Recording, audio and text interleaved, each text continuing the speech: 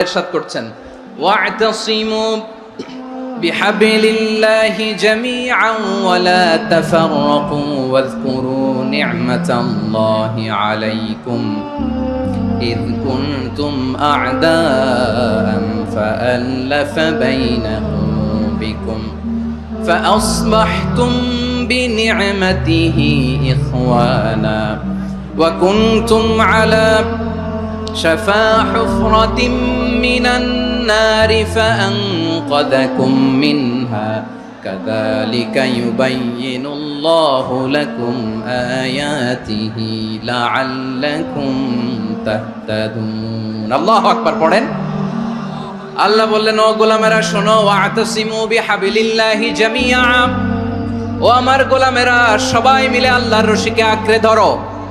আল্লাহর রশি হলো ইসলাম, আল্লাহর রশি হলো কোরআন। আল্লাহ বললেন কোরআনকে আঁকড়ে ধরো, ইসলামকে আঁকড়ে ধরো। একা একা আঁকড়ে ধরলে চলবে না, জামিয়া সবাই মিলে আঁকড়ে ধরো। এই আদেশটা আমাদের জন্য দান করেছেন কে? আল্লাহ তাআলার নির্দেশ ওয়া'তাসিমু বিহাবলিল্লাহি জামিআ, সবাই মিলে আল্লাহর রশিকে আঁকড়ে ধরো। হাবলুল্লাহ মানে আল্লাহর রশি, হাবলুল্লাহ মানে কি? রশি। এই হাবলুল্লাহ আল্লাহর রশি বা আল্লাহর রজ্জু দ্বারা উদ্দেশ্য হচ্ছে ইসলাম। আল্লাহর রশি দ্বারা উদ্দেশ্য কি? তাফসিরে অনেক ব্যাখ্যা এসেছে। এরকম পরিস্থিতিতে তাফসিরের সূক্ষ্ম সূক্ষ্ম বিষয়গুলো আমরা শোনাতে চাই, কিন্তু পরিবেশ হয়ে ওঠে না। আল্লাহর রজ্জু বা আল্লাহর রশি দ্বারা উদ্দেশ্য হচ্ছে ইসলাম। আল্লাহর রজ্জু বা আল্লাহর রশি দ্বারা উদ্দেশ্য হচ্ছে কোরআন, কারণ কোরআন আমাদেরকে ঐক্যবদ্ধ করে, ইসলাম আমাদেরকে ঐক্যবদ্ধ করে। চিল্লায় বলেন ঠিক কিনা? এজন্য আল্লাহ বললেন তোমরা আমার রশিকে আঁকড়ে ধরো, বিচ্ছিন্ন হয়ে না। আমার দেয়া নেয়ামতগুলো স্মরণ করো।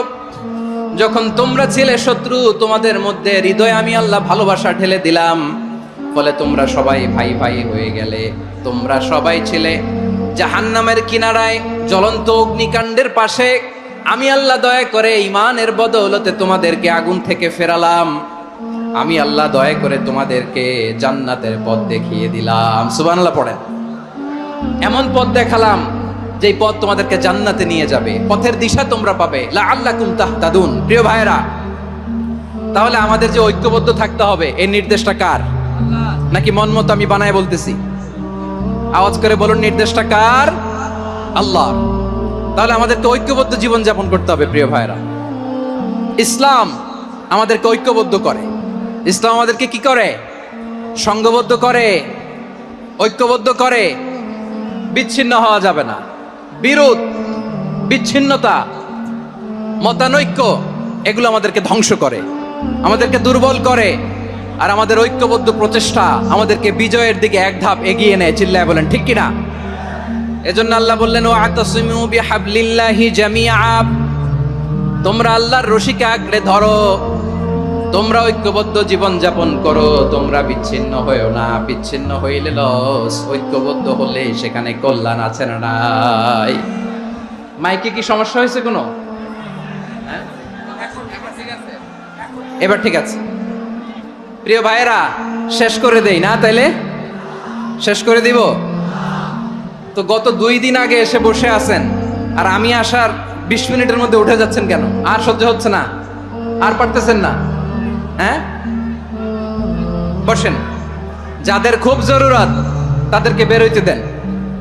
অনেকে সকাল থেকে বসে আছে, ওয়াশরুমে যেতে হবে, সারাদিন কিছু খায় নাই, পাগলের মতো বসে আছে। আমি জানি, সব রিপোর্ট আছে আমার কাছে। মেহেরবানি করে বিশৃঙ্খলা করবেন না, আল্লাহর ওয়াস্তে, আল্লাহর ওয়াস্তে। যাদের কষ্ট হচ্ছে বের হয়ে যান। আরো কয়েক মিনিট কথা বলে আমরা শেষ করব।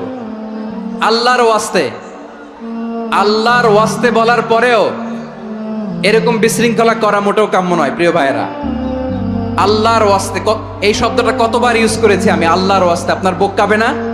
হ্যাঁ, ভয় হয় না আল্লাহর? একটু থামেন, একটু থামেন, মেহেরবানি করে, মেহেরবানি করে। এই তো, হ্যাঁ, মাশাআল্লাহ। আল্লাহর ওয়াস্তে প্রিয় ভাইয়েরা, ঐক্যবদ্ধ হতে হবে আমাদেরকে। আদেশটা কার? একটু আওয়াজ করবেন। ঐক্যবদ্ধ জীবন যাপন করতে হবে। আদেশটা কার? আমাদের আগে যে সমস্ত জাতিগোষ্ঠী ধ্বংস হয়েছে, বিভেদের কারণে হয়েছে। বিশ্বনবী বলেন, বুখারীর বর্ণনা, ফা ইন্নামা আহলাকাল্লাযীনা মিন ক্বাবলিকুম কাসরাতু মাসাইলিহিম ওয়াখতিলাফুহুম আলা আম্বিয়াইহিম, তোমাদের আগে ইহুদি নাসারারা যারা ধ্বংস হয়েছে, আমার গজবে উপনীত হয়েছে, দুইটা কারণ ছিল। নাম্বার 1, কাসরাতু মাসাইলিহিম, বেশি প্রশ্ন করত, প্রয়োজনে অপ্রয়োজনে নবীরে প্রশ্ন করে আটকাইতে চাইতো, এরকম ডাকাত ছিল তারা। 2 নাম্বার কারণ ওয়াখতিলাফুহুম আলা আম্বিয়াইহিম, ইখতিলাফ করার কারণে, বিভেদের কারণে, পারস্পরিক বিরোধে জড়ানোর কারণে তারা ধ্বংস হয়েছে। এখন বলেন, আমরা কি আল্লাহর গজব চাই? আমরাও কি তাদের মতো ধ্বংস হতে চাই?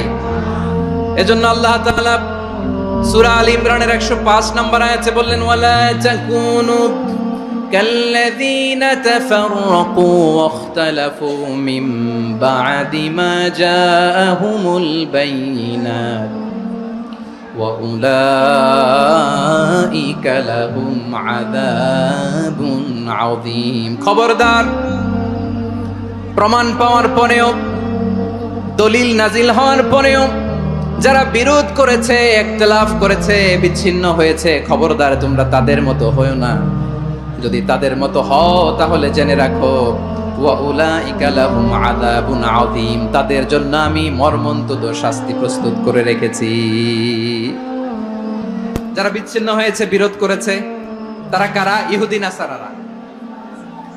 এই আয়াতের তাফসীরে কাল্লাযীনা তাফাররাকু ওয়াখতালাফু, যারা বিচ্ছিন্ন হয়েছে, বিরোধ করেছে, তারা কারা?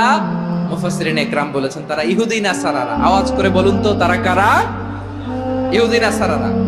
বিষ্ণু ঈসা ইসলাম সুনানে আবু দাউদ এবং তিরমিজির হাদিসে বলেন, ইফতারাকাতিল ইয়াহুদু আলা 71 ফিরকা, ইহুদিরা 71 দল হয়েছে। ইখতিলাফ করতে করতে কয় দল? সবাই বলে নাই, কয় দল? ওয়াফতারাকাতিন নাসারা আলা 72 ফিরকা, আর নাসারারা হইছে 72 দল। আওয়াজ করে বলুন তো, কয় দল? ওয়াসাতাফতারিকু হাদিহিল উম্মাহ বি73 ফিরকা। আর বিশ্বনবী আফসোস করে বলেন, আমার উম্মত হবে 73 দল। ইহুদি 71 দল, নাসারা 72 দল, আর আমার উম্মত, বুঝে থাকলে আওয়াজ করে বলেন। বিশ্বনবী বলেছেন, আমার উম্মত ভাগ হবে কয় দলে? কুল্লুহা ফিন্নার, সব জাহান্নামে যাবে, ইল্লা ওয়াহিদা, একটা দল ছাড়া। সাহাবারা বললেন, মান হিয়া ইয়া রাসূলুল্লাহ, সেই নাজাত প্রাপ্ত জান্নাতি দল কোনটা? আপনি কি আমাদের বলবেন না? আপনি মেহেরবানি করে একটু বলে দেন তারা কারা। বিশ্বনবী বললেন, মা আনা আলাইহি ওয়া আসহাবি, আমি এবং আমার সাহাবারা যেই মতের উপর, যেই পথের উপর আছে, এই মত এবং পথের উপর যারা থাকবে তারাই জান্নাতের দল হয়ে যাবে। যারা আমার মত, আমার সাহাবীর মত এবং পথকে অনুসরণ করবে, তারাই জান্নাতে যাবে।